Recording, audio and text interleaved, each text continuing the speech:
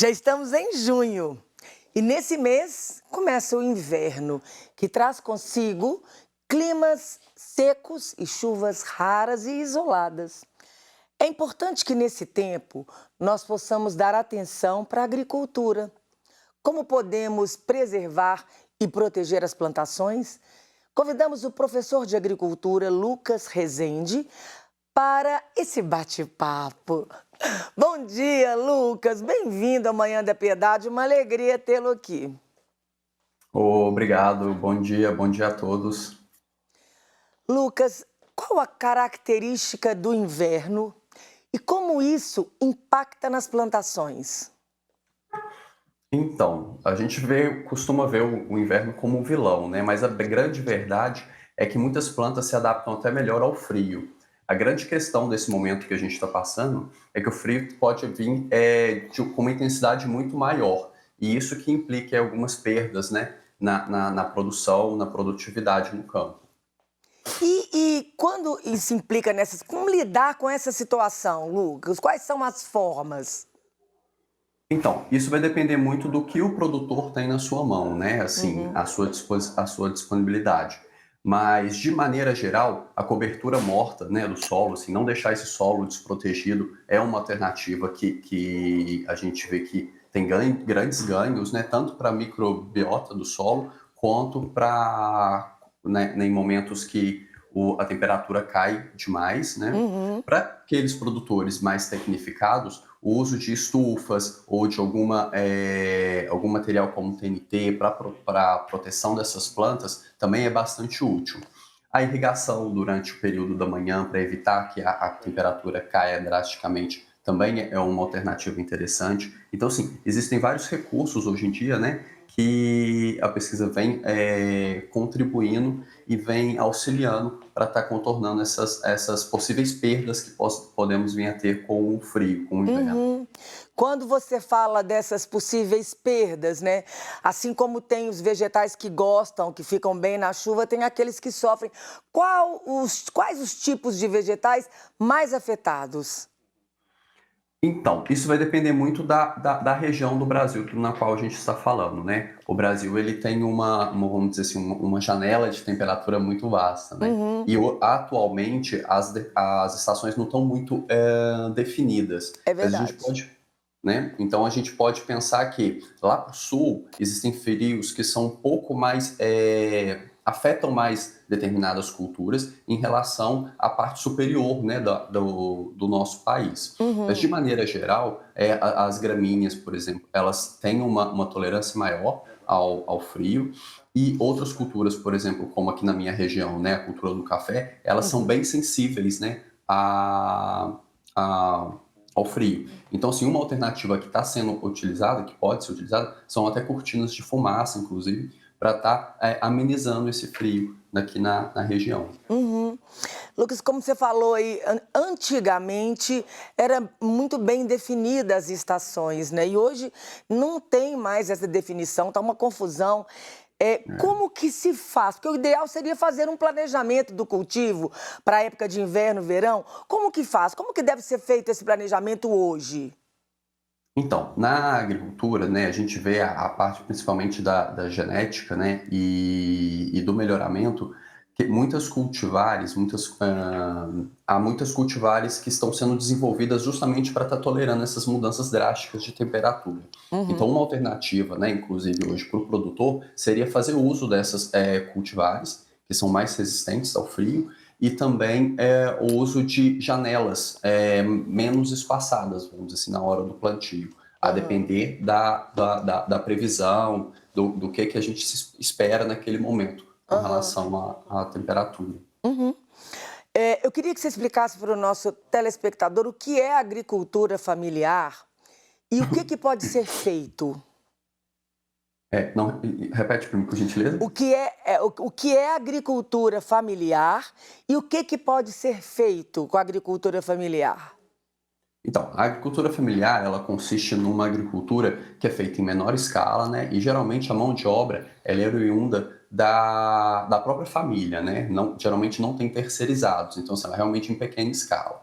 Nesse sentido, e para lidar com o frio, uma das de certa forma até mais simples, né? Por ser considerado que são pequenas áreas, são áreas menores, então é possível fazer uma, uma implantação de uma estrutura, seja de plástico ou seja de Uhum. TNT, de materiais que não têm um custo muito elevado, a fim de proteger essas culturas, né?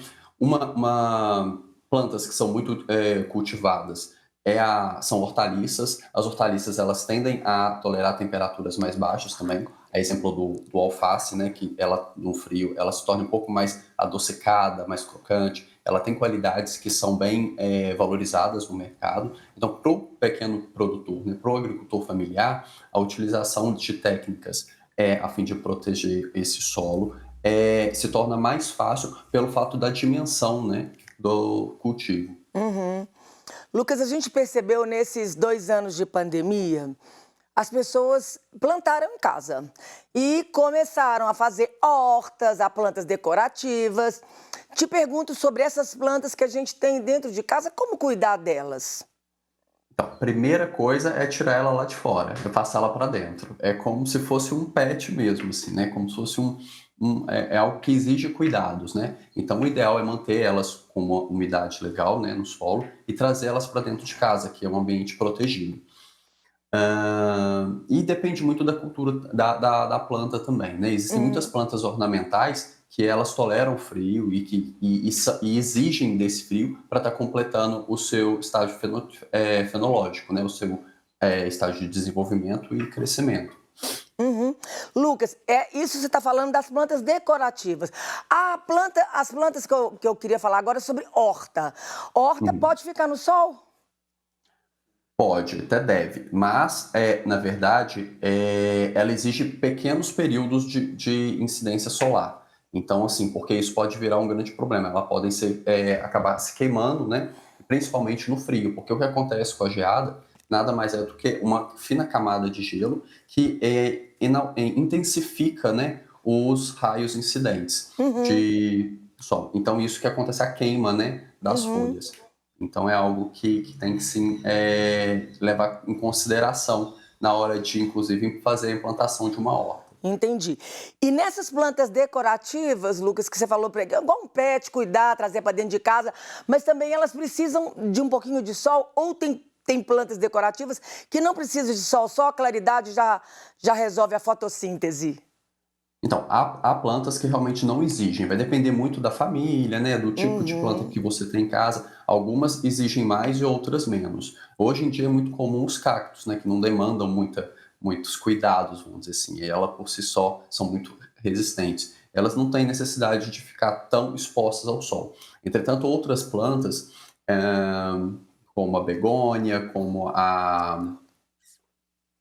deixa eu ver uma outra Samambaia. aqui. A samambaia, ela gosta de sombra, né? Gosta de lugares mais úmidos, não precisa de sol. Então vai depender muito da família, né? E da Uhum. planta. Tem que dar uma estudadinha, né, Lucas? Dar uma lidinha, né? E Ô, observar bastante, né? Eu acho que a observação é a chave, assim. o Porque às vezes você comportamento, coloca né? ela no lugar, ela mesmo fala de alguma forma para você como que ela tá se sentindo ali, né? Uhum. Tem umas plantas mesmo que a gente coloca e fala, olha, ela gostou desse cantinho, né?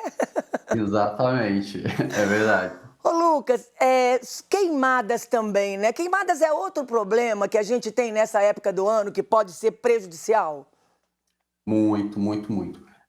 As queimadas é uma prática que era utilizada, né, há muito tempo e hoje em dia ela é vista com maus olhos, vamos dizer assim. Uhum. Ela faz com que grande perda, né, da microbiota desse solo e muitos micro-organismos benéficos, né, para as plantas se percam por conta das altas temperaturas e mesmo animais muito maiores que contribuem de alguma forma, né, para esse solo e para o próprio cultivo. Então, assim, é uma prática que hoje em dia ela não é mais utilizada, salvo algumas áreas, mas ainda assim o grande seria muito importante tomar outras práticas alternativas, né, a fim de controlar seja o mato ou de desbastar alguma área.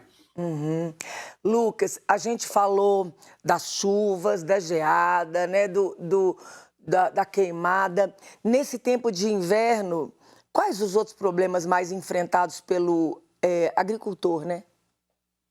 Então, eu acho que muitas das vezes os problemas em resumo são esses, mas o grande problema é como lidar com esse tipo de situação, né, no campo.